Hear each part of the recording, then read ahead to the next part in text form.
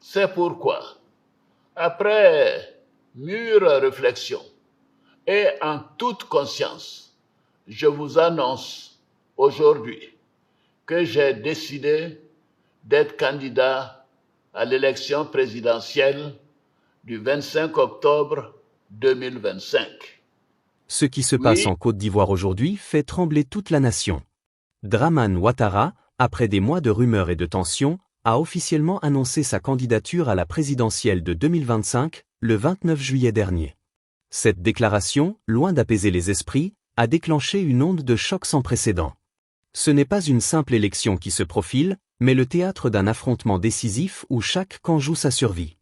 Avant d'entrer dans le cœur du sujet, aimez la vidéo, commentez, et abonnez-vous à notre chaîne pour ne rater aucun épisode des histoires politiques qui font trembler l'Afrique. Dramane Ouattara n'est pas un inconnu de la scène politique. Déjà président, il incarne pour certains la stabilité, et pour d'autres celui qui s'accroche au pouvoir coûte que coûte, même au prix d'une démocratie fragile. Son annonce du 29 juillet 2025, alors que de nombreux Ivoiriens espéraient le tournant d'une nouvelle ère, a rallumé la flamme d'une contestation profonde. En 2010, le pays avait déjà connu une crise post-électorale meurtrière après l'une de ses candidatures. Aujourd'hui, la peur d'un scénario similaire menace à nouveau la cohésion du pays, alors que les rues bruissent de manifestations et que la population s'interroge sur son avenir. Depuis cette annonce officielle, la Côte d'Ivoire est en ébullition. Des manifestations éclatent dans plusieurs villes contre ce nouveau mandat. Des voix s'élèvent pour dénoncer l'étouffement démocratique. Des accusations de manipulation du processus électoral fusent, attisant la défiance. Des rapports évoquent la surveillance des opposants, des arrestations arbitraires, et un climat de peur qui rappelle les heures sombres du passé récent. En toile de fond, la rumeur d'un durcissement du pouvoir et d'une répression accrue circule, plongeant la société ivoirienne dans l'expectative. La peur d'un nouveau cycle de violence est bien réelle, certains redoutent que la candidature de Dramane Ouattara ne soit le dernier acte avant une tempête inévitable. Le pays retient son souffle. Les regards sont tournés vers le palais présidentiel, mais aussi vers les rues, là où la colère et la peur grandissent chaque jour. Mes chers compatriotes, conformément à la Constitution de la Troisième République, l'élection présidentielle se tiendra le samedi 25 octobre 2025. Ce scrutin sera l'occasion de confirmer une fois de plus la force de nos institutions et l'enracinement de notre démocratie. Comme je l'ai indiqué à plusieurs reprises, toutes les dispositions ont été prises pour que les élections soient apaisées, démocratiques et transparentes. Je voudrais à nouveau vous rassurer que nous mettons tout en œuvre pour maintenir le climat de paix, de stabilité et de sécurité que connaît notre pays depuis plusieurs années. Mes chers compatriotes, depuis plusieurs mois, je reçois de nombreux appels de nos compatriotes concernant ma candidature à l'élection présidentielle. Des femmes et des jeunes de toutes les régions de Côte d'Ivoire, des anonymes dans nos quartiers, dans nos villes et nos villages. En réponse à tous ces appels, j'avais annoncé le 22 juin dernier qu'en tant que président de tous les Ivoiriens, je prendrai après mûre réflexion une décision guidée par l'intérêt supérieur de la nation. Comme vous le savez, en mars 2020, j'avais décidé de transférer le pouvoir à une jeune génération. Je l'ai dit parce que je crois en l'alternance et à la transmission générationnelle. Je tiens aussi à la parole donnée.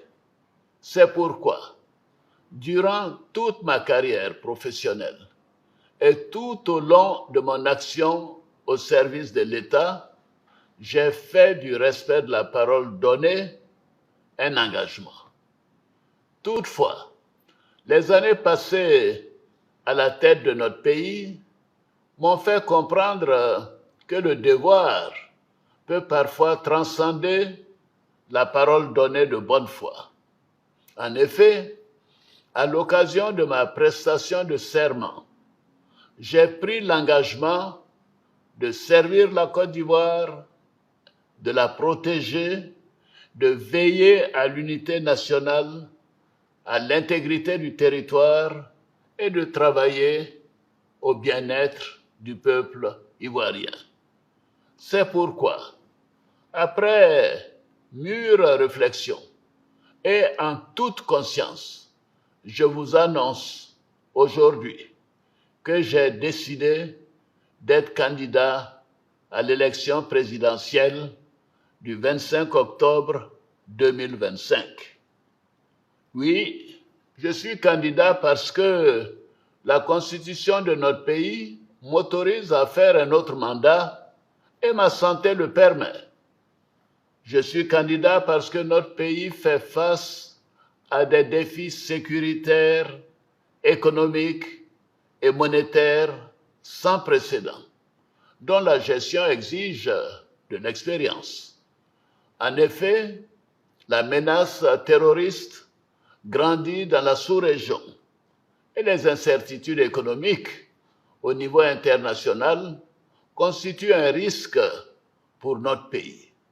C'est une réalité que personne ne peut nier. C'est une réalité que je ne peux ignorer. Je suis candidat parce que je veux que notre chère Côte d'Ivoire continue de demeurer un pays prospère, en paix et en sécurité. Mes chers compatriotes, ce nouveau mandat sera celui de la transmission générationnelle avec l'équipe que je mettrai en place. Nous pourrons consolider les acquis et nous continuerons à améliorer le quotidien de nos compatriotes, notamment les plus vulnérables. Nous poursuivrons l'œuvre de développement afin que notre pays continue sur la voie de la paix, de la stabilité et de la prospérité. Vous pouvez me faire confiance.